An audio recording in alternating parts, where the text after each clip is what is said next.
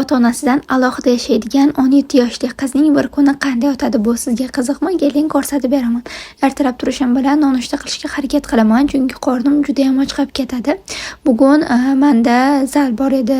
Zalga boradigan kunim bo'lgani uchun go'sht yeyishga harakat qildim. Zalga keldim.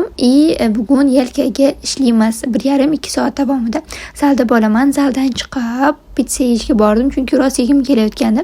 Keyin uyga qaytib kelib, sizni zakazingizni tayyorlashga tushdim. Bilmaganlar uchun men soch o'stiruvchi mahsulotlar sotaman.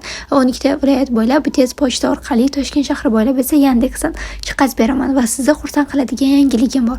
Biz 7-noyabrdan 12-noyabrga qadar aksiya e'lon qilishga qaror qildik. Bunga ko'ra, siz agar bizdan ikkita mahsulot xarid qiladigan bo'lsangiz, 3-mahsulot sifatida qosh kiprigi o'stiruvchi 77 ming so'mlik mahsulotimizni mutlaqo bepulga qo'lga kiritishingiz mumkin. Batafsil ma'lumot uchun Telegramdan yozing. Keyin Pravaga darsga ketdim va Pravadan darsdan chiqqandan keyin Toshkent shahri bo'ylab dastavkalar bor edi. O'sha dastavkalarni chiqazishga tushdim. Deyarli har doim kunlarim bir xil o'tadi.